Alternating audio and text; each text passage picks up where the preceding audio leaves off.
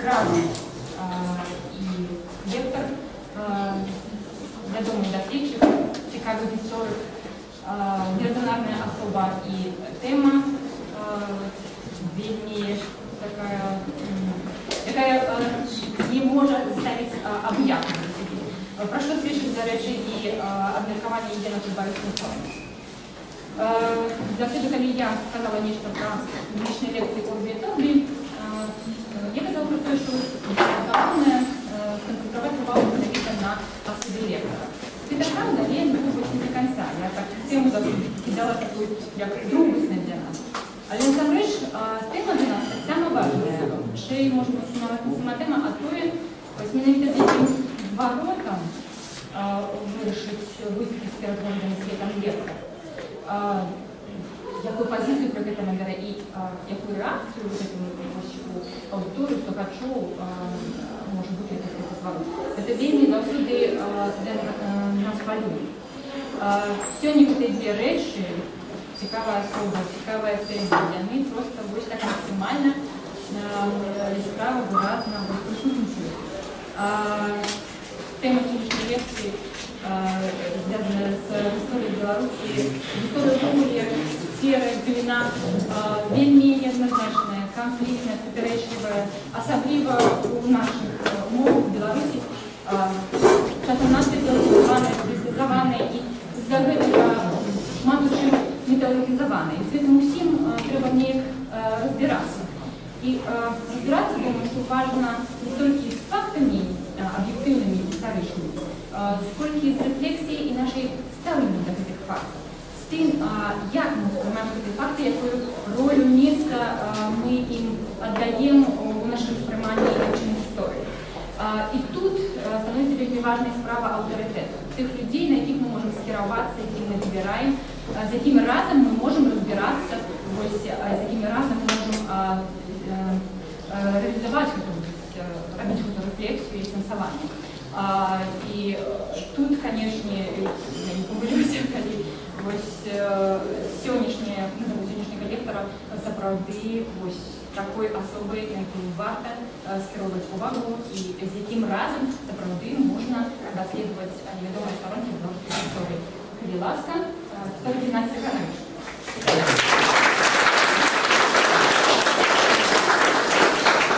Дякую велике, я радий вітати усіх, хто скерував час, не побоявся дождю і прийшов до сьогодні нашу розмову.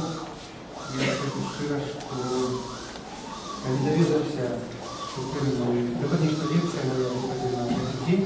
Я думаю, что вы все друга знаете, помните, что я себе старейший. Но я свідомо выбрал тему, которая очень непростая, именно легкая, складанная, але важная для рефлексии, может быть, на вашей сухонных рефлексий, для раздумов, для того, как мы больше зразумели, что выпадало на долю людей на этой земле, на якой нам доводится теперь разом жить. Для данного часу я хотел бы спочатку сделать некоторые маленькое технологичное уведение, я бы сказал так, что хочется удокладить некоторые понятия, какие будут основные нашей размовы. Ну, все добре ведаються на тому, що поняття мали різні часи, різні вместе. Навіть ті поняття, які ми з вами зустрічаємо в текстах інших епох, добре время нам поняття. По-розному розумілися в різні часи, по-розному розумілося життя і смерть, слава і ганьба, бідність і зрада. Люди, які колись жили, денежили, нечто переживали, записывали все в сроках мовы, те покинули для нас это в сроках мовы, дякуючи этому, их переживания стали для нас доступны. Есть спокуса для того, как их легче разуметь, увести у текст, у лексику. Есть историки, которые закликают користатися означеннями тых часоў, якія мы даследуем, гэта як бы прывабны падыход, як называюць антыкварызмам, для якого ёсць многа хібаў, прыватнасцей. Мы ведаем, што шмат істотных, можа быць, важнейшых паняццяў, не важныя для опісання той сацыяльнай ці гістарычнай рэальнасці. Калі адсутнічалі, прыватнасці не было паняцця ці тэрмінаў дзяржавы. З іншага боку, паняцці, якія былі, мелі, як я ўжо сказаў, іншы змест, у прыватнасці тая ж акупацыя. Гарадзенскае мяшчанства называла некалькі перыядаў акупацыі сярэдзіны 17 стагоддзя інкурсія. Інкурсія, сказаць цяпер інкурсія, нічога не зразумела. І ў гэтай сувязі я падкрэсліў, што мы павінны вымушаны карыстацца, даследчыкі гісторыі карыстацца прынятымі на навуцы тэрмінамі ці агульнавядомымі нам сеткай паняццяў, апаратам, толькі пры гэтым абавязкова рабіць карэктывы, калі мы прымяняем дадому тэрміны для часоў даўнейшых, іншых эпох. Тут я хацеў бы адразу зрабіць такую агаворку да аднаго з галоўнейшых паняццяў, якое важна в нашай сённяшняй размове, паняцце грамадства. Мы моцна памыляліся, калі перасамлялі, скажем так, грамадства лічба саплегі ці Януша Радзівіла з цяперашнім, з нашым грамадствам. У тыя часы, у раннім часу Европы, грамадства не было такім цэнтралізаваным, не было гомогенным. Тады вельмі вялікае значэнне мелі корпорации, музыка и групповые культуры. Корпорации, под якими я разумею цехи, гильдии, любые объединения на подставе прыняцця некага договора супольных. И гэтыя корпорации стваралі, спараджалі пэўныя вартасці, скажем так, вартасныя арыентацыі, нормы, якія задавалі узоры паводзін для індывідаў і для цэлых калектываў. І гэтыя нормы маглі становіцца узорам, маглі ігнаравацца. Але ў любым разе корпорацыі або локальныя супольнасці былі таким калейдаскопом у грамадстве раннего нового часу. Декорпорация, декорпорование, это ликвидация локальных корпораций. Адбывалася толькі з 18 стагоддзя пад уплывам працэсу мадэрнізацыі і падпарадкавання свайму кантролю грамадства дзяржавай, бюрократычнай дзяржавай сучаснага тыпу. У вялікім княстве, у тыя часы, пра якія мы гаворым, чалавек жыў звітаваным з тымі карпорацыямі або лакальнымі супольнасцямі, якой, прыклады лакальных супольнасцяў былі населеныя, пасяленні, скажем, горад, ці павет для шляхты, ці мястэчка. І менавіта інтарэсы лакальнай супольнасці ў экстрэмальных умовах. Як правіла, у той час грамадзяне ці жыхары гэтых лакальных супольнасцей чалавек таго часу ставіў на першае месца інтарэсы той супольнасці, якой быў наймацней знітаваны. Ад чаго інтарэсы гэтыя маглі бараніцца? У першую чаргу ад другога важнейшага суб'екта нашай сённяшняй размовы — войска, вайна. І тут таксама трэба зрабіць агаворку, таму што зноў мы будзем далёкія, скажем так, адэкватных разуменнях, калі будзем перасамляць армію тых часоў з с тем, что мы разумеем под цяперашняй армией. Ну, скажем так, что армия профессийная пришла в громадство Европы в раннем часе, в 16 столетии Франции, як великое несчастье. Вынутки так званой милитарной революции, где рыцарство заменялось на жанеров платных, а рыцарский образ заменялся случайным зарожданием военным ремеством. Европа сапраўды познала, что такое жанер, что такое армия, кады початку 17 столетия летние показы, группы, как правило, свободных жанеров ходили по Европе до самого часа, спасающие любые поселения, на какие натрапляли. И цинизм, жуткостная жесткость войны, которая велась руками наймитов, Европа добро познала у годы, ну, в большести, когда думает, 30 годов, когда велась в первых землях, но Німеччина, але не только. В вынику той войны нормальностью и эпохи стал гвалт и рабование цивильного насельництва, маленьких супольностей, жаулеров, гвалт, как правило, без подачи.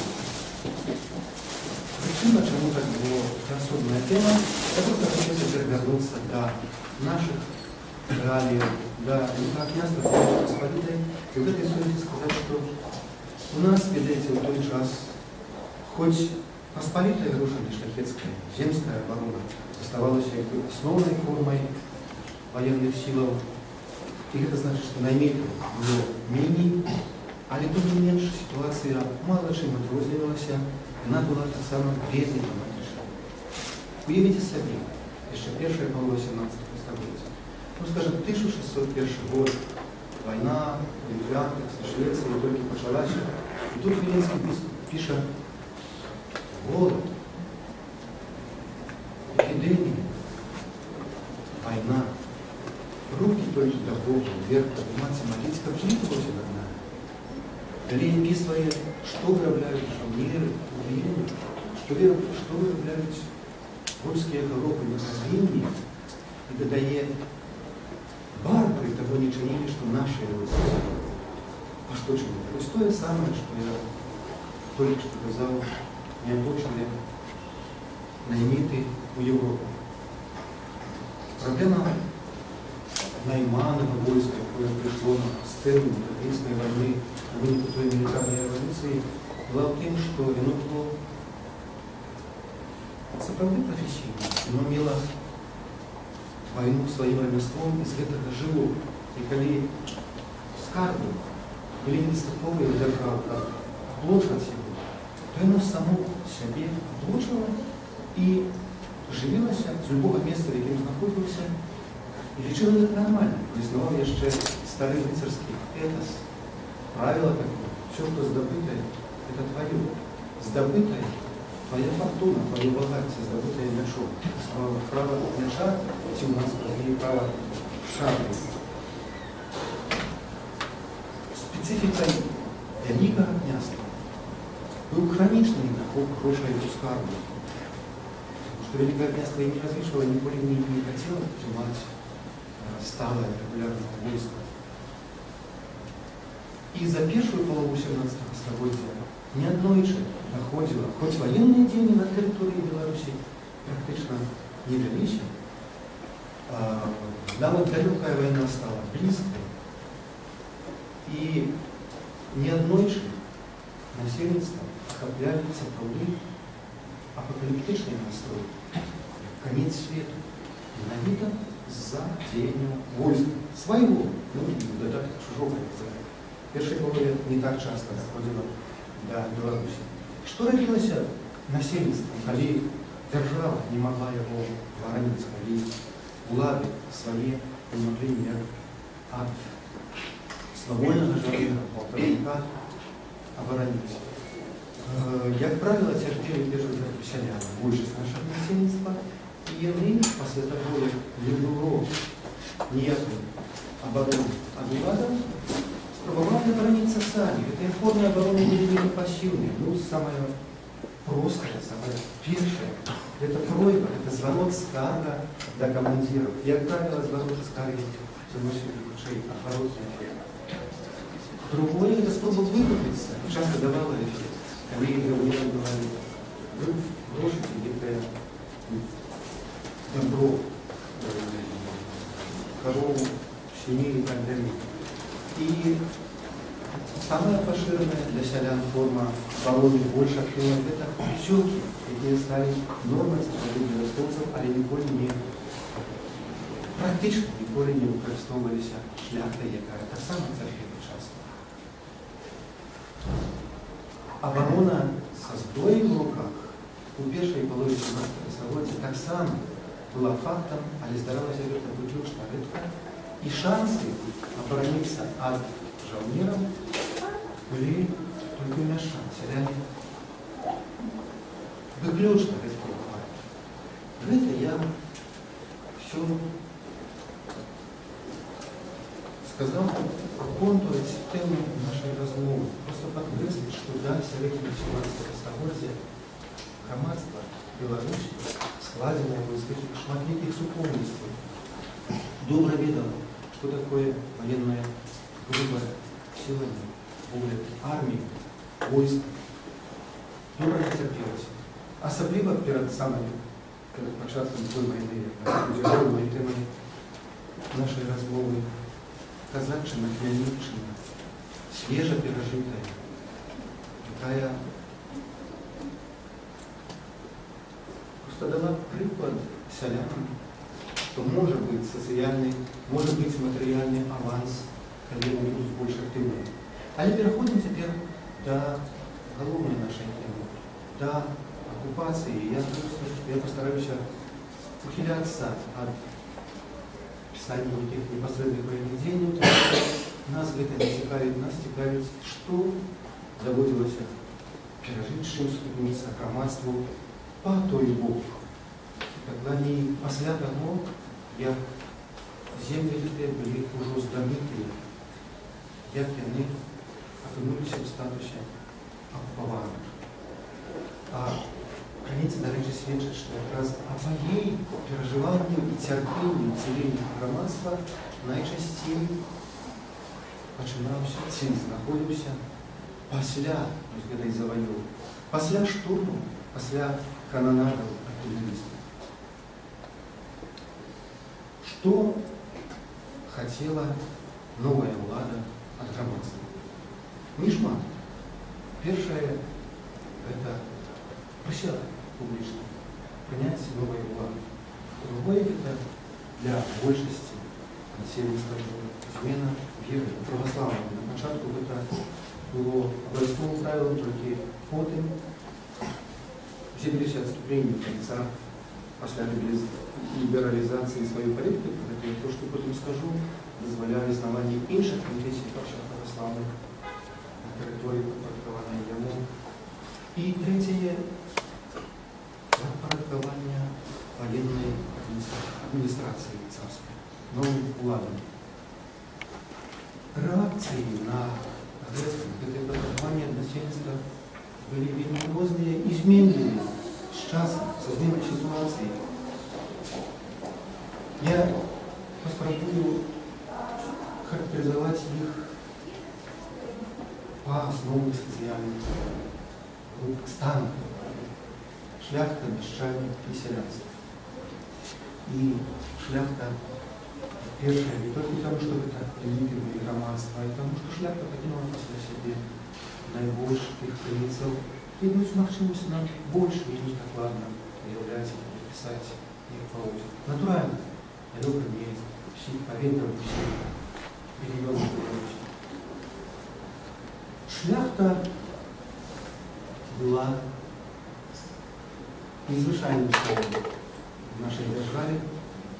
Шляхта не пересамляла державу с доменом монарха. Наоборот, шляхта имела державную свядомость и переасамблея сама себе без політичної системи свою влада були готові на його лічила найлегше на той час. Тому було натурально для шляхти не приймати московську владу нову. І у більшості так воно і відбувалося. Хоча б так само різні вибори, різні лінії поводжень. Частка шляхти у Посполитому Бушані воювала. Інша частка у затяжним войску. Сама воювала з московською армією. Третя частка шляхти, наприклад, по неких причинах ухилилася від уділу у воєнних діяннях, але мусила ховатися и пришла в самые мощные замки на всходе Сибири. Четвертая там группа шляхты и такая была вельми великая, загодя, ведаючи уже про нас неприятеля, утекала як Магадалей разом с семьями своими ці с добром. И география этих утеков была самая розная.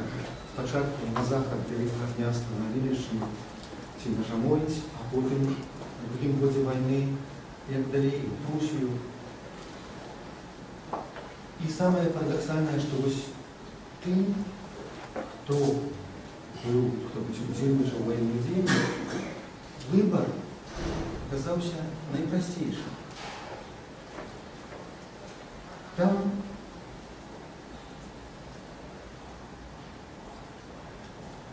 довелось выбирать только коли не мучили капитулировать в реальном уморе. Тут одразу спробуємо розібратися, який був вибір шляхти. Тобто було поставлено на карту або прийняти владу московського цара і вельми часто новую віру, тоді вони заховували свою майорність.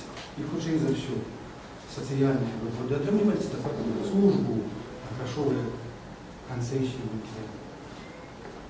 узнагороди саме розні. Ті, наоборот, того, что вымогал этот шляхетский, заховывать верность своей айшине, своему королю, своей часто веры, але при этом стратить еще трапить полу, стратить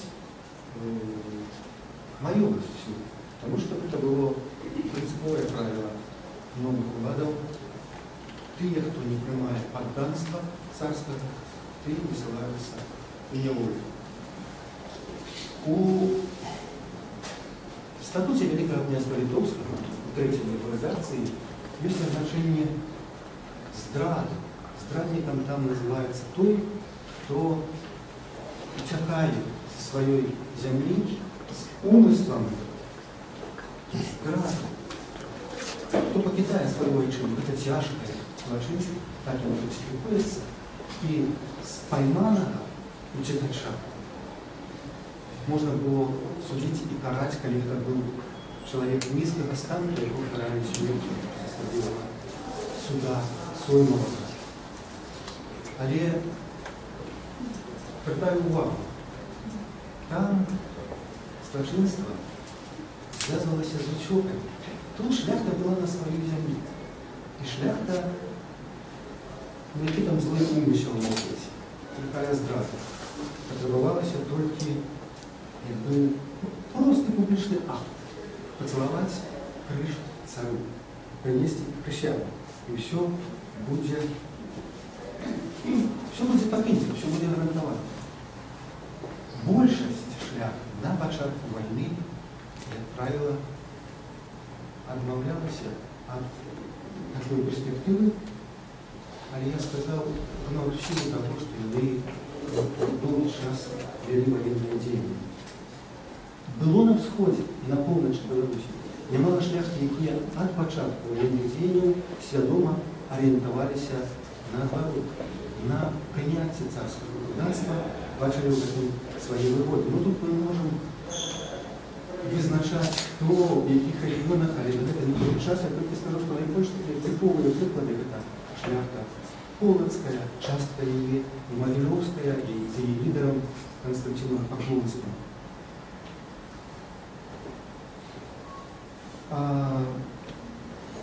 Кароль ад самага пачатку спрабаваў сімвалічна стрымаць такія выпадкі, стрымаць такія здрады і адразу сваімі указамі раздаваў землі здраднікаў, уладанні здраднікаў іншым шляхцічам. Говорячы, што гэта злачынства, хто свайму монарху здрадзіў і айчыне найвялікшае злачынства. Але ведаеце, не толькі шляхта усходняя і паўночная, якая арыентавалася, якая трапіла у цяжкія умовы, але выбар быў сапраўды вельмі драматычны. Парадаксальным чынам шляхта віцебская, якая вельмі варта адбівалася 14 тыдняў, калі настаў момант, калі замак мусіў капітуляваць, то большасць шляхцічаў, тых шляхцічаў, якія былі заключылі паміж сабой спіс, прысягнулі, што раз будуць біцца до конца. Большасць, там называецца конкретная лічба, 200 чалавек, прысягнулі і засталіся со сваімі сем'ямі у Віцебску, со сваёй маёмасцю. Меншасць адмовілася прысягаць. І сярод гэтай меншасці былі надзвычай перакананыя мужныя грамадзяне. Я прывяду у прыклад асобу, якую ўжо называў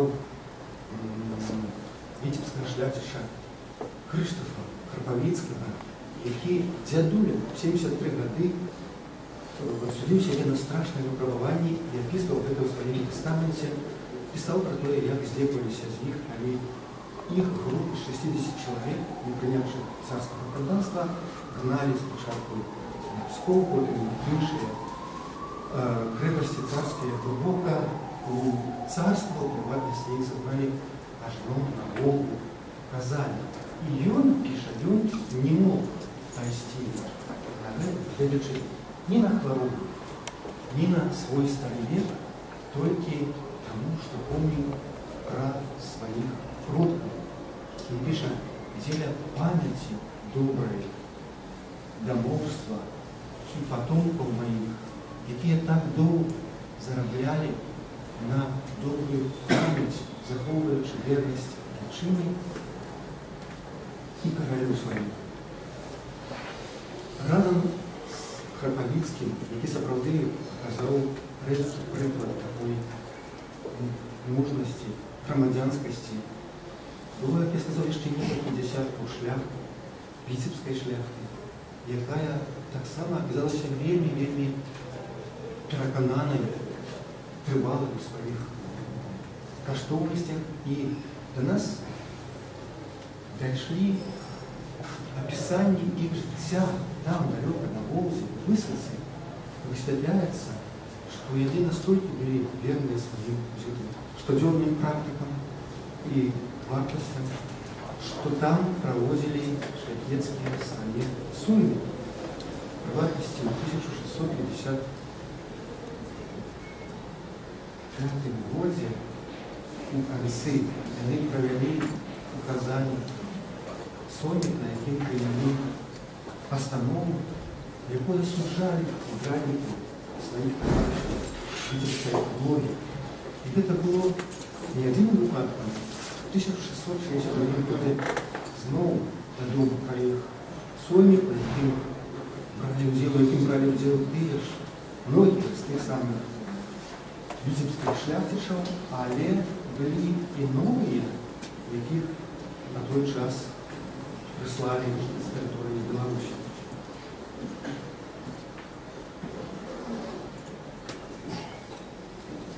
Таких перакананых цяжка сказаць пра нейкія працэнтныя суадносіны, але з віцебскага прыкладу мы бачым, што заставалася заўсёды меншасць.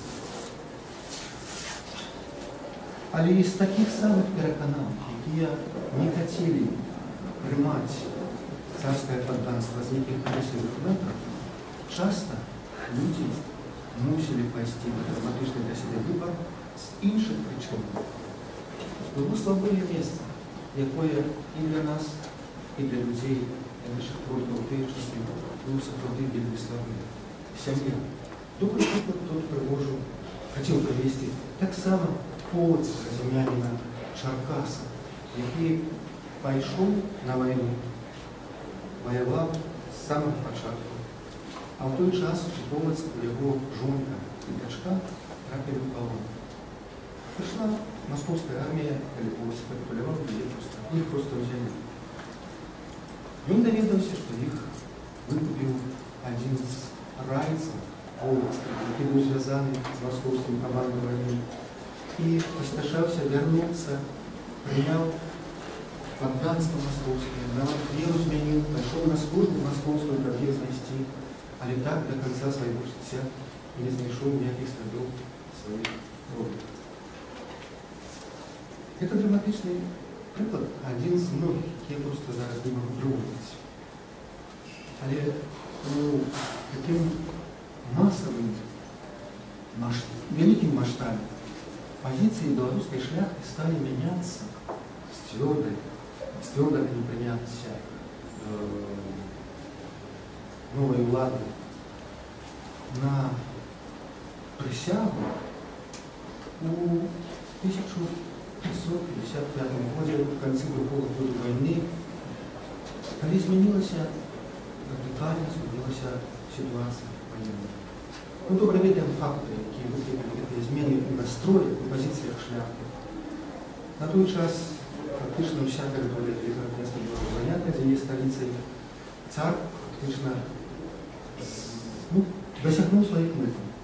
Ён тытулаваўся вялікім князем літоўскім, а в тым жа годзе, як ведаем, у вайну ўступіла Швецыя, і шведы вельмі хутка, дзякуючы сваёй ліберальнейшай палітыцы, чым маскоўская, дамагліся прыхільнасці польскай агромнай шляхты.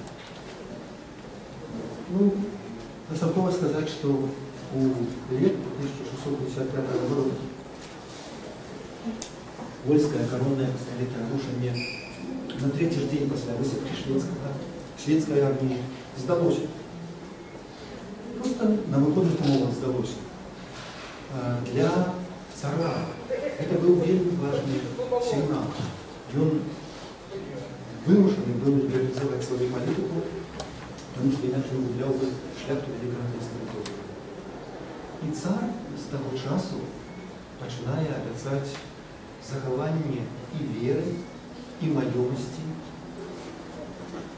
і прывілеяў толькі, каб шляхта прымала царскае падданства.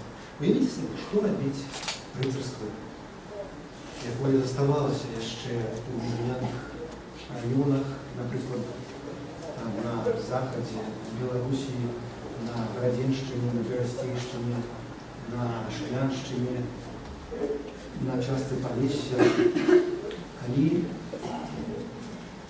кароль Ян Казімір пасля нашэсця шведаў пасля поспеху вялікіх шведскага краля уцёк з Рэчы Паспалітай, калі Януш Радзівілл спрабаваў выратаваць хаця б частку Великага княства Літоўскага і заключаў кіеўскую дамову са Швецыяй. Калі гэтая спроба правалілася, шведы адмовіліся ваяваць за Великае княства Літоўскае з маскоўскім войскам. І з іншага боку цар змяніў сваю палітыку. Было што выбіраць. Найлепш, напэўна, гэтыя змены у позициях белорусского рыцарства, белорусского и литовского, выразил Адам Сакович, ашлянский староста, який одним з перших у 1655 году прийняв такі подданство царское и написал,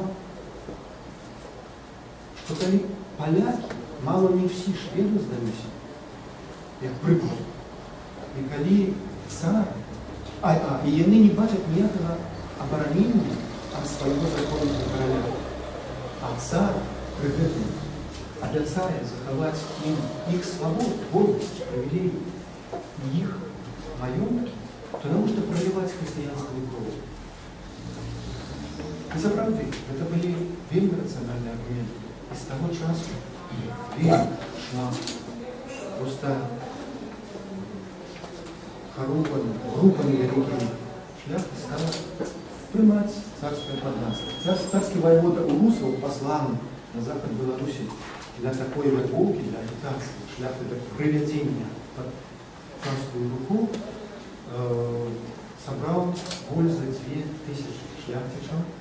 Среди таких были и не только просто шляхты, войсковые командиры, и нават сенатор Лавря Женич, Новоградский шляхтич и Николай Пац.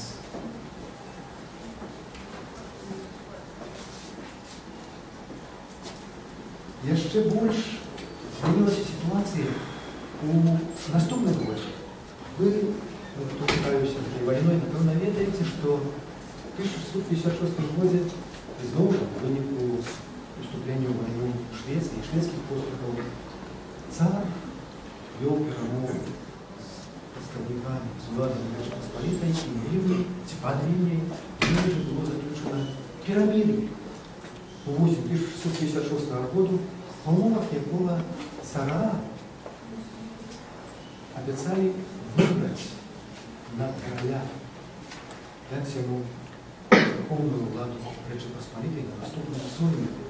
Царь за это буквально обещал заховывать городам их свободы, их привилегий, натурально шляхте так само все свободы и их наемности. И не только православные, а іншие конфессии и якби размывалася межа, потому что заключалася пирамида, которая открывала практично более 2 года. Что тогда на занятой царскими войсками территории на Беларуси оставалось робить с тем шляхтичам, якія до того часу еще все не принимали, отмовлялись от целования крыша новой власти. Все больше и больше, с 1656 года, сопроводили массовый переход шляхты для новых уладов стал фактом. И якби можно сказать, что вертание до своих уладаний, до своих хат, до своих семей было нормальной позицией, нормальной реакцией случайных людей. Это была типовая стратегия. Тем больше, когда неведомо, кто теперь был город, когда был заключенный пирамида.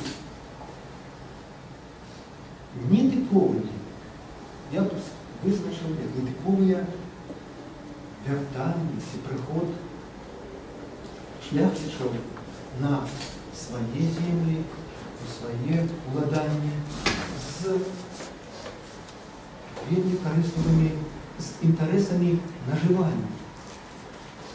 Я маю много таких прикладов, приведу тут, например, 3 такие характерные. У вёсцы, в ашлянскім павеце, у вёсцы Гліннай, наприклад, якая належала раней кармелітам, якія вымушаны былі сысці, калі наступала московское войско. Богушевич Александр Шляхтич, занявший эту вёску, присвоил ей себе и робил тое, что только мог, эксплуатуючи жыхароў вёскі няшчадна на працягу фактично ўсёй далейшай акупацыі. Гэта стала вядома, дзякуючы судовай справе толькі пасля заканчэння вайны. У Цяпіне таксама, у іншых вёсках звярталіся шляхцічы, якія займалі нерухомасць, займалі землі тых, хто яшчэ быў у бягах, і на гэтым нажываліся. І самая адыёзная девиация, отхиление от таких больше-меньше нормальных стратегий, это сам приклад, який виводив приклад шляхтика, родича того героя Кропивницького, Криштофа Казиміра, який вернувся в 1655 году на Литовщину, присягнув змінив віру і, собравши служилых людей и свою челюсть, организовал на протяжении 3 годов волость Чашницкую и іншие вёски. Это была жудасная история, потому что описали на несколько сторон от того, как он забирал все, что хотел. Живёлу, маёмость, духовную, сажал в неволю самых заможных господаров, гвалтил женщин и забирал детей. И он народил столько злочинства, что уже сам боялся за себя, и когда ситуация на фронте изменилась, и делился погроза восстания ранейшей влады, то набрал с собой на все, что было награбованное, и захопил 180 душ женщин и мужчин, переважно детей, из вёсок и тем более из чашников, и на вечное подданство сошел в царскую Россию, царскую державу. Это приклад того, який хаос, якое безправ'я тоді панувало на території, зайнятій царськими військами на окупованій Білорусі. Свідчення справді повного правового хаосу цих безправ. Це реальний бок життя, реальний досвід сутикнення шляхти, громадян Великого князства з новою владою став головним фактором, який тепер впливав на зміну їх позицій, на зміну ставлення до нової влади. Забойства, репрессии, вывод людей в неволю, это же было реальностью, практикой с первых годов войны. И развитие экспансии на дальнейшие территории, на запад Великого князства Литовского, а так само нарастание этого опыта оккупационного привело поступово до того, что у 1655 году уже символичный час, когда царь занял всю территорию и решил, что своя мета досягнута. В этот час отбывается, раскол, початок расколу громадства. С одного боку, правда, вся территория занята, и все больше и больше шляхты начинает приймати нову владу. З другого боку, менавіта тады, конец 1655 года, починає час, коли починаються метанакіравання, свідомі напади тих, хто присягнув цару з боку меншої частки, не присягнувши.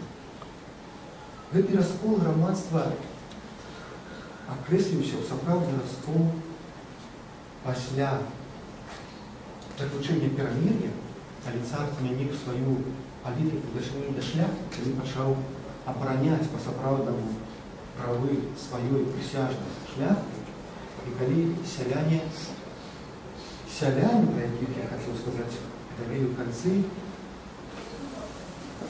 масава пачалі казачыцца, у тым ліку дзякуючы прысутнасці палка Івана Мішая, які паходзіў з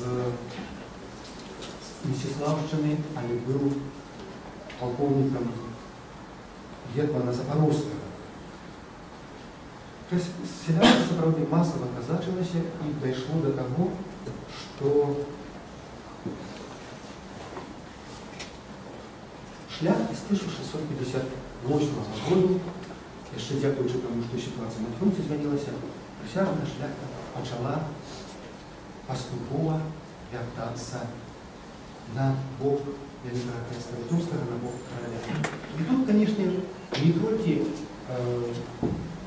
ситуация военная, хутчэй не военная ситуация вызначала такую перамену, а той вопыт, про які я толькі што гаварыў, сутыкненне двух амаль практычна несумяшчальных практык ці палітычных сістэм,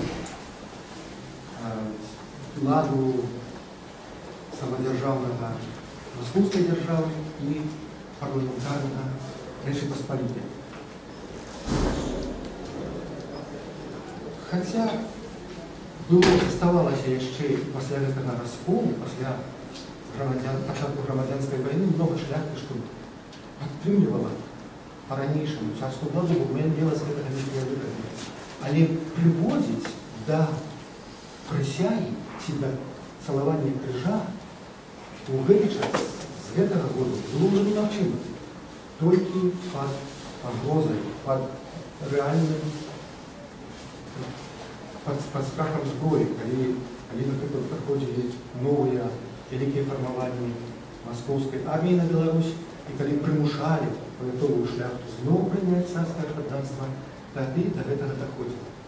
У іншым выпадку адбываўся адваротны працэс.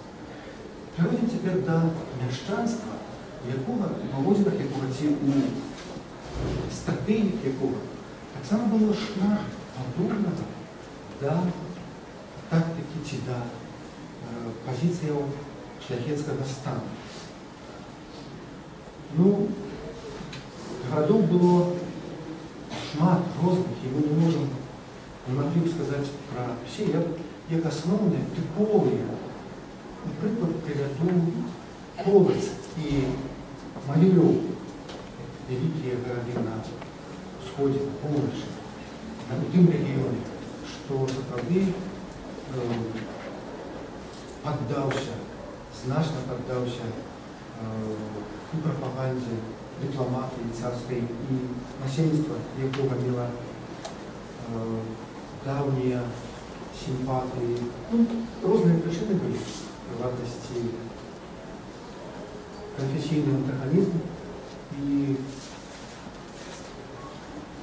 інтарэсы гаспадарчыя або эканамічныя сувязі. І вось Полацк, Магілёў вельмі процілеглы, вялікі горад як сталіца, як заходні, і як маленькі тыповы горад Фокусь. Магілёў і Полацк гэта гарады, якім рэальна прысутнічалі прамаскоўскія настроі. Асабліва ў Магілёве. І тут нічога не трэба ўтойваць, Магілёў з даўніх часоў быў моцна звязаны гаспадарча з маскоўскай дзяржавай. Ніякія купцы не ездзілі столькі у Москву, як магілёўскія. Ніхто не рабіў такога бізнесу з продажу футраў, возячы іх з Москвы у Польшу і з іншых странаў. І гандлявалі не толькі госці, купцы заможнейшыя, але і мяшчанства. Мела на гэтым свой зыск. Сярэдняе мяшчанства, якое таксама мела значныя впливовыя пазіцыі ў горадзе, а шляхта, наадварот, нетыповая сітуацыя была для Вялікага князства Літоўскага. Шляхта ў Магілёве мела вельмі мала маёмасці, вельмі нізкую сацыяльную удзельную вагу і амаль ні на што не ўплывала. Там 5 ці 10% толькі нерухомасці зямлі было на рахунку шляхты. Больш за тое, перад вайной Магілёў заставаўся цэнтрам праваслаўя і меў вельмі цесныя сувязі з Кіевам, і духавенства мела вельмі вялікі аўтарытэт у Магілёве. Праваслаўнае духавенства. На настроі гараджан натуральна не могло не побывать тое, што перад вайной мяшчане былі вельмі задаволеныя уладамі Рэчы Паспалітай. І задаволеныя зноў вельмі канкрэтных прычын з таго, што адміністрацыя адбірала, прыцясняла гараджан. У дадатак апрача таго, братство православное не хотело отдавать свою церкву униатам, чего домогались улады, и кому было 600 улады. Одним словом, могилевцы имели за что крыльца на Рэч Паспалітую за их улады. И коли еще Поклонский, могилевский шляхтич эффективно агитовал, а царь прислал грамоты с обещаниями заховать не только всю маёмость, мяшчанство за добровольную сдачу, а либо выкинуть все привилегии, все вольности, то мяшчане были готовы чинить и отчинили брак. Далее царь сапраўды нават умацаваў гэтыя грамадскоўскія пазіцыі, калі задаволіў іх патрабаванні і свае абяцанні. Але што цікава, практыка далейшага суіснавання Магілёва, які быў магістратскім горадам, самакіраваннем з маскоўскай адміністрацыі, год за годам прыводзіла да нарастання расчаравання, да незадаволенасці і да разыходжання пазіцый, якія былі спачатку пазіцыямі супадзення інтарэсаў, здавалася бы. Не буду на деталях спыняться, скажу только, что антагонизм, який нарастал, и причинами этого антагонизма незадоволенности могилевцев новой уладой, хотя спочатку яны упарта баранілі Магілёва для Радзівіла, еще в 1655 году. Праз нейкі час яны былі ўжо незадаволены тому, что администрация военная московская вмешивалась в городское самокіраванне, тому, что их примушали доходы со скарбу городского выдатковывать на умацаванні, на бюджетные умацаванні. Потому что епископию Могилевскую подпорядковали Московскому патриархату, частку духовенства выслали в Москву и так далее, и так далее. Врешті самодурство этой военной администрации московской довело до того, что сапраўды Могилев был готовы выпухнуть, причем это настрой мяшчанства, якое толькі там 6 гадоў назад здавало город, яно адзінадушна узняло паўстанне ў 1661 году. І гэтае паўстанне было цалкам паспяховым. Это добрый прыклад того, як сапраўды досвід, практика безсупольнага жыцця вызначала змену у настроях тых, хто на пачатку вайны с чистой душой приймав новую владу. Полоцк. Вельмі падобная ситуация. Але адрознівалася тым, што таксама вялізнейшы, багацейшы беларускі горад, хоць меў вялікія, значныя сілы з прамаскоўскімі настроямі, але меншыя, чым Магілёве. Дастаткова сказаць, што палова палачан перад прыходам або ў момант прыходу московской армии текло на запад, або куды магло, лесы там. Причина сдачи банальная, знову або інтарэсы, або просто нежаданне, што было таксама вельмі пашырана ў той час. Нежаданне прабіваць крову едуць. Купцы пскоўскія добра пра гэта сказалі у Рызе, яны там сфармулявалі причину сдачи Полоцка так, что мы просили у короля польского людей обложенных для Полоцка, але он нам их не дал. Тому мы сдамо город цару и государу московскому. Как просто не делать. Ну и шмат еще зрабіў, агітуючы палачан здавацца бурмістру Магілёўскому, Полоцкі, Вількович, які быў завербаваны значно ранее воеводам царским Охотским.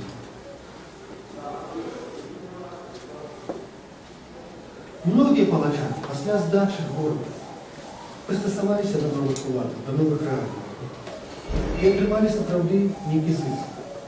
Часто палачанам пошла на службу чи в якости казаков, чи в якости стрельцов у царское войско. Іншие гандлявали, имели прибыток с того, что ходили за московским войском. Третьи працевали як кто там, повольщики, загонщики, статки и так далее, проводники московского войска. Найбольш зыску мелі кіраўнікі магістрата, улады былі. Але што цікава, нават гэтая эліта полацкая не адчувала сябе недатыкальна, не адчувала сябе бяспецы і пры любой магчымасці заўсёды перадавала або вывозіла нерухомасць, такую, рухомасць, сваё добро і каштоўныя дакументы. І ніхто не адчуваў сябе обороненным правом. Я приведу приклад, один выпадок псковского землянина Лавруця, який настільки хотів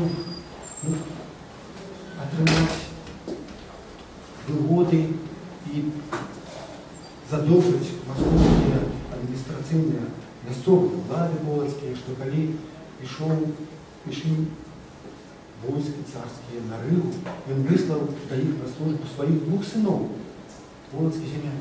У этот самый час московское войско нашло на его сядьбу и забрало все самое каштовное, эту великую шкатулку, в якой находились все облигации и все правы на его землю. И есть такая практика, так само міняла поступово позиції палачан, які подобним чином, як у Могилеві, змінили своє ставлення до московського війська, до московської царської адміністрації спочатку в основі позитивної до негативної. На 1660 год палачане доросли и доспели так само до повстания и переписывались с великим гетманом Павлом Сапелом, пишучи, что не готовы чинить право. Они про это доведались царские влады, и Полоцк было видно великое войско, повстание не удалось. И врешті провели, як уже інший город, не типовий, город, який не мав таких позицій православських і таких, ну, як часто пишуть православні люди, тому вони хотіли оборони царской влады, хотели долучиться, доучить свои земли царской державы. Все это в Вильне есть. Вильня, якая была справдным интернационалом, и православных там было на середину 17 столетия уже немало. Перед закупом Вильни половина насельництва, або выкупом половина насельництва Вильни так само было страчено. Коли там доставался на улице парада Шаховской, воевода царский, то ему было покинуто от 2 до 4 тысяч ратников. И воевода царский отримал полноту своей влады. И административные, и судебные, он один мог судить на смерть кого угодно. Сам потребовал от Шаховского приводить до присяги тое насельніцтва, якое разбеглося, потому что вы не засталося сапраўды любого Шаховой. Тыя, хто не прыняў падданства царскага, было загадана Шаховскому садить у турму. И вельмі хутка Шаховской поведомлял цару, что мало таких, что згаджаюцца прымаць падданства, а турму ўжо перапоніць. Тады цар змяніў свою позицию и загадал воеводу вербовать этих подданных лаской, не силою, а обещанием, уклоном. Гэта быў больш эфектыўны спосаб здабывання падданых і сапраўды Шахоўской праз нейкі час, фактычна, калі сканчаў сваю службу у Вільні ў якасці ваяводы, то паведамляў цару, што яму ўдалося прывесці ў падданства каля 10 000 чалавек, але гэта былі не толькі мяшчане, гэта былі шляхтычы, як ён пісаў, павятовы люди. Трэба адзначыць, што хоць мяшчане і шляхты вярталіся ў Вільню, асабліва пасля вось тых лібералізацый царскай палітыкі з 1657 году асабліва, у Вільні і за Вільняй, де было спакойна, і царская адміністрацыя не адчувала сябе у бяспецы. Сведчыць пра гэта хаця б тое, што цар загадваў забіраць мяшчан зброю, або тое, што раднікі маскоўскія, якія выязджалі па прадукты у павет ці далей, былі, як правіла, пітыя, што дарогі былі ў засеках або ў засадах.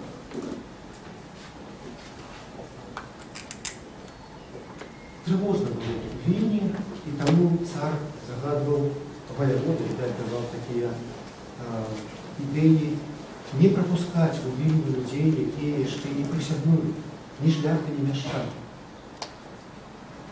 У 1658 годзе таксама цар патрабаваў абавязкова скончыць пытанне уніятаў. Іх або вылезаць з Вільні, або ультыматыўна перавесці ў праваслаўнасць. І было зроблена другое, тому што они не хацелі пакідаць Вільню. Але пры ўсім гэтым больш парадаксальна, што жыццё наладжвалася, мяшчане віленскія, сярод якіх, паўтараю, не было сімпатыкаў Москвы, не было падстава. Мяшчане віленскія хутка прызвычаіліся да новых акупацыйных уладаў і запрацавалі, бо было дазволена, і многія запрацаваў Віленскі універсітэт, які дзейнічаў з 1657 по 54 год. І з 56 по 57. І ёсць вельмі цікавая апеляцыя Віленчукоў да цара 1658 году, падпісаная не толькі магістратам, членамі цэхаў і многімі купцамі, у якой гаворыцца, апрача таго, што яны много чаго прасілі ў прыватнасці, не высылаць іх намеснікаў у царскую дзяржаву з Вільні, яны пішуць: пакідайце тут нам далей стольніка ваша, галоўнага адміністратора. Бо стольнік гэты справядлівы, ён крыўду нашаму гораду не чыніць. Вось вельмі яскравы факт таго, што мяшчане чуліся ў тых умовах ужо прызвычаенымі і фактычна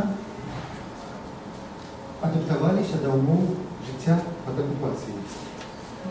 І некалькі слоў пра зусім іншую сітуацыю маленькага беларускага горада, без умацавання ў без значнага гарнізону.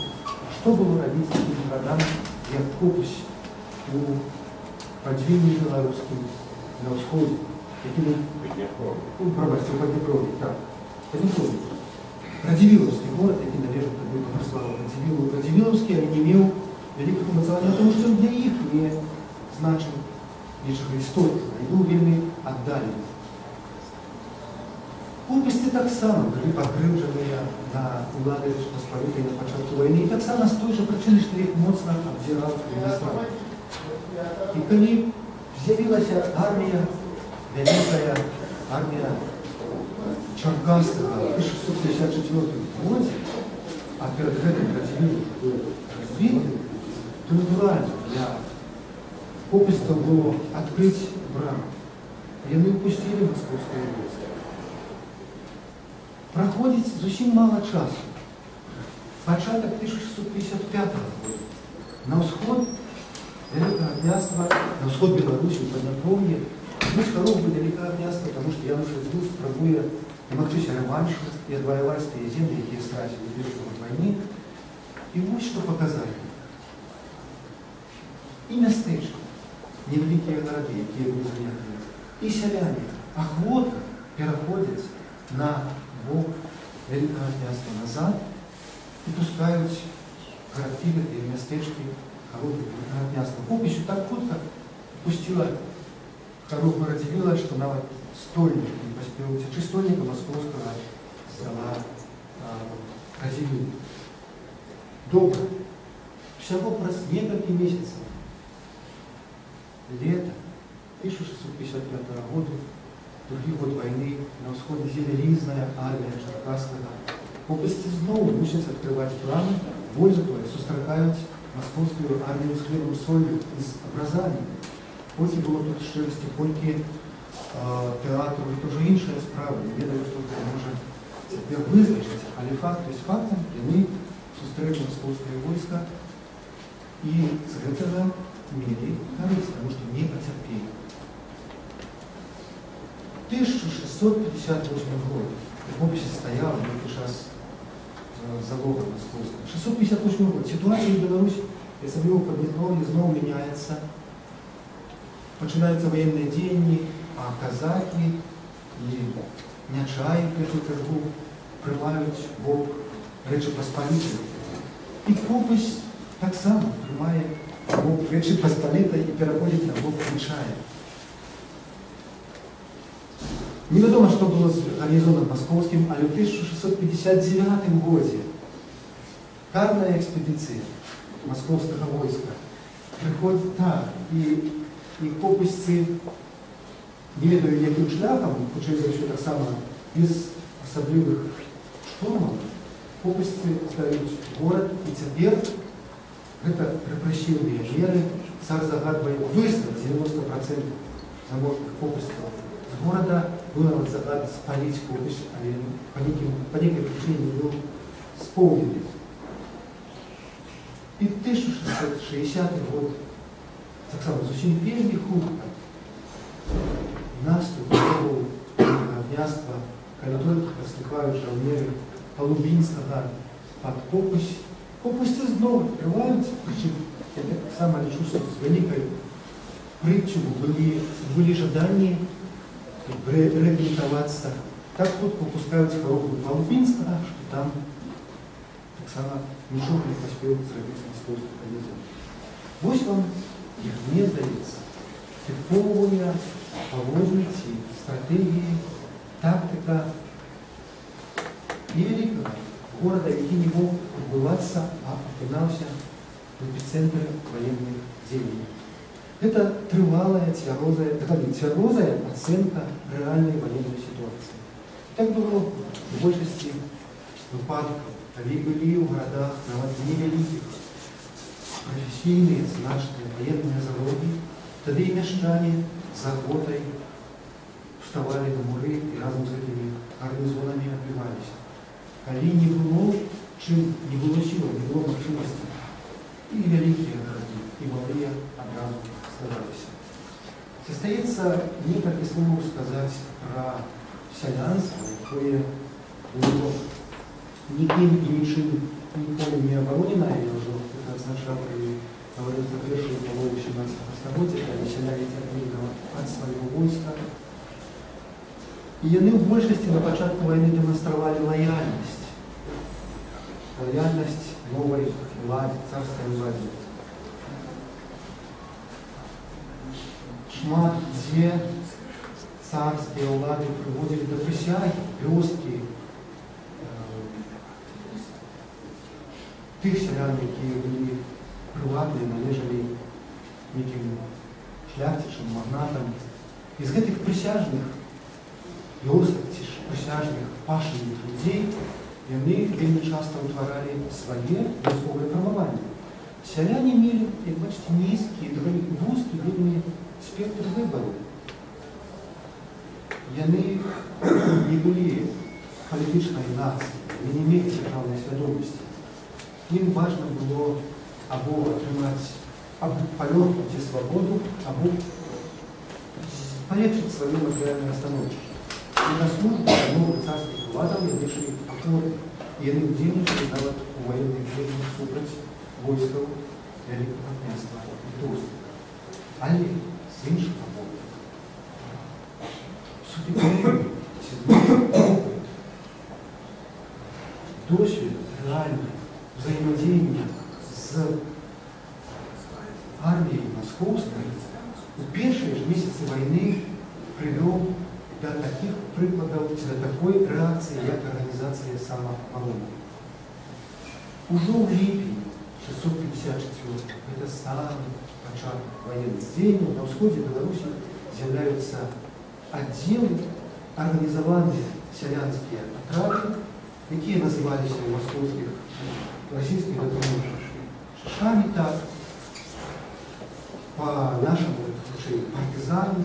Це ті люди, які справді організовувалися со зброєю в руках, обороняти свої густі локальні спокійності, свої вёски, своїх дітей, жінок, свої сім'ї, свою майновість.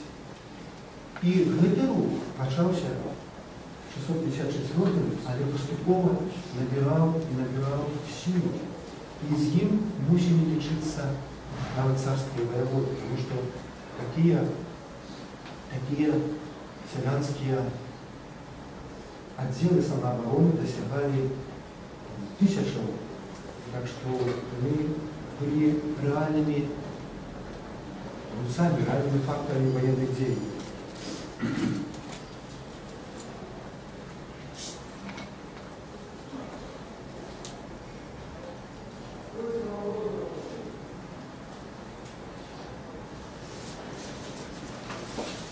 У нас мало остається часу, я на інші приклади не буду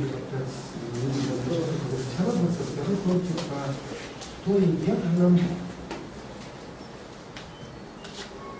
спробувати зрозуміти тих людей, які, наприклад, приймали підданство або яку іншу позицію у екстремальних умовах той війни, які були мотиви тих чи інших поводів. Я не був би таким самовпевненим, щоб приписувати їм які конкретні мотивації. Я думаю, що ми можемо всього тільки окреслити некий спектр можливих інтересів, можливих мотивів. И основными мы были названия по прикладам, які я приводив, ми можемо говорити, що мотиви того часу могли сягать от верности, отданности абстрактным идеям, например, верности айчине, або якоїсь заангажованості релігійної, конфесійної, раз імкнення збагатитися матеріально, заховати свою майомість або отримати майомість інших, тих, хто втік або загинув. І врешті, да, зовсім натурального, да, вельми поширеного імкнення заховати своє життя і життя своїх близьких, родних. Да, такой натуральной реакции выжить. Як классификовать это? Коли реакция выжить, чи реакция выжить приводила до присяги, целования дрожа, влади чужой. Фактично до здравия своему законному владару, монаху. То есть я сказал до здравия, але справді чи була це здрада, наскільки здрада? Як це розуміти? Коли ми супоставимо такі вчинки, присяг іншого монаха, з тим, що ми тепер розуміємо під фразою, під колаборацією, то я напевно, не насмілюся їх отезамляти. Ну, мы теперь ведаем, что коллаборация – это термин наогул мае вельмі глубокое сацыяльныя канатацыі, палітычныя, ідэалагічныя, што некалі называлася проста супрацоўніцтвам, напрыклад. Толькі ў часы Другой сусветнай вайны іх раздзялілі і пачалі называць калабарацыяй свядомы выбар, скажем, нацыянал-сацыялізму, не говорим про Другую сусветную вайну. Свядомы здраду. Ці быў свядомы выбар у той час? Ці быў свядомы выбар іншай ідэалогіі, іншых ідэалаў? У тых прыкладах, якія мне трапляліся, як правіла, гэта быў нават не выбар у большасці, а рэакцыя. Гэта не дзеянне, а хуткая рэакцыя. Не рэфлексія.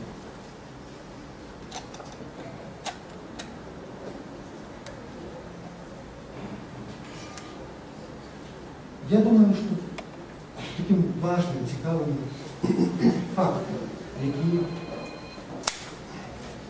може пацвярджаць, што тая прысяга чужому монарху не ўспрымалася як здрада ці як цяжкае злачынства, хаця гэты тэрмін фігураваў, выкарыстоўваўся у той час у крыніцах у дачыненні да прысягнуўшых цару. Але пасля вайны тыя, хто быў, напрыклад, на службе прысяжнай шляхце, тыя, хто займаў высокія пасады у Магілёўскім ці Полацкім ці Віленскім магістраце, не было вінавачаны ў здрадзе. Яны засталіся пры сваіх пасадах.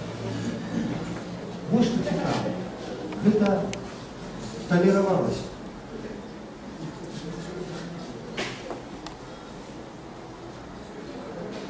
Я думаю, что было самым важным спробовать менавіта не судить, а разуметь, чему яны выбирали тыя ці іншыя паводзіны и что могло менять у іх жыцці, у іх свядомасці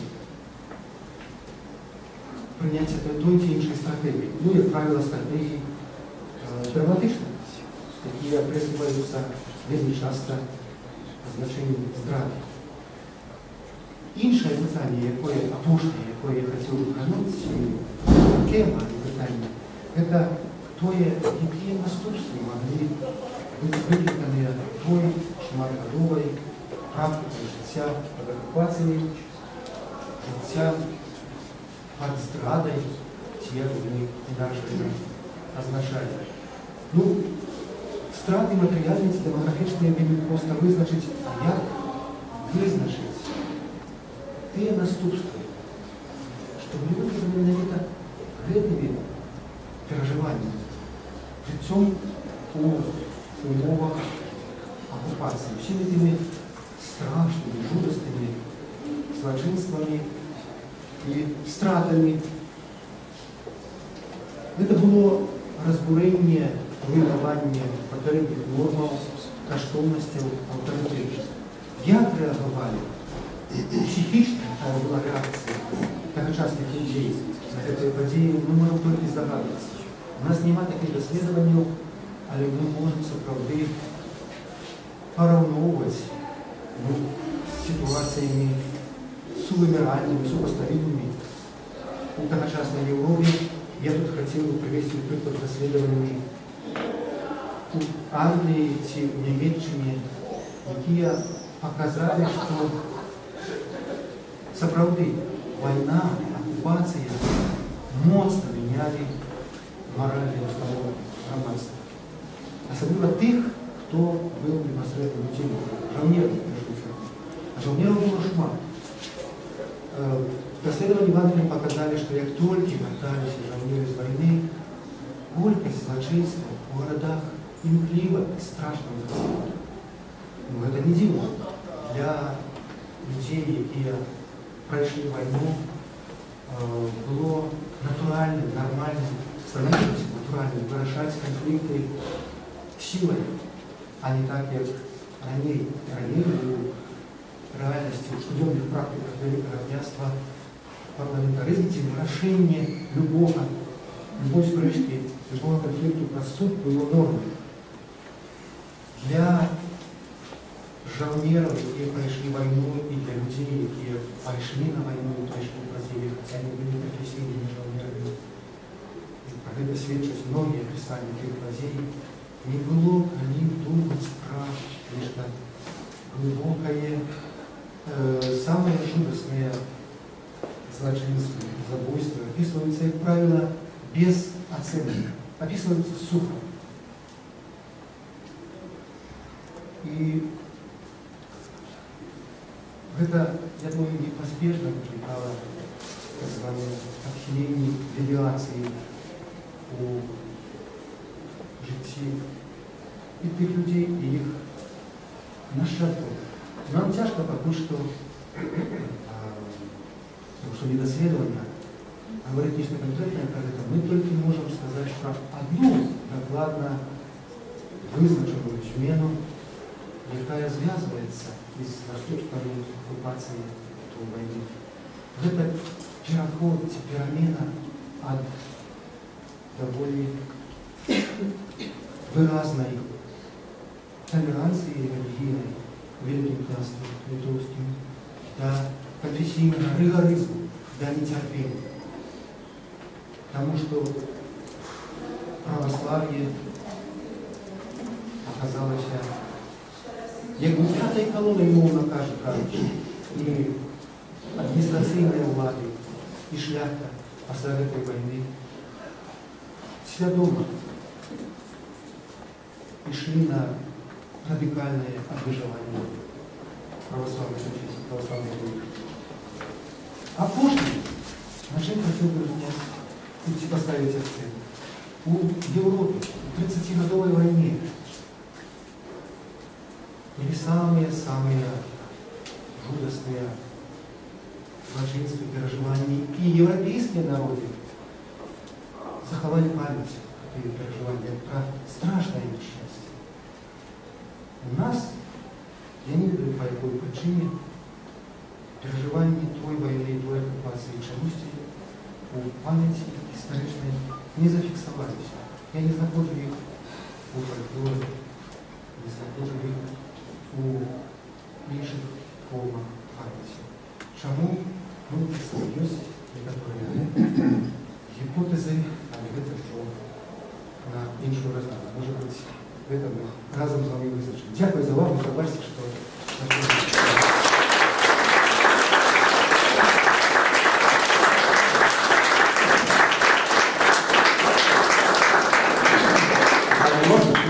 Почекайте, я пропонувала зараз навіть невеличкі перерви на 2 минути, директора так само отпочить. И это будет час для того, как мы сформулировали свои питания. Я думаю, что другая часть будет докладно не меньше, цікавіше.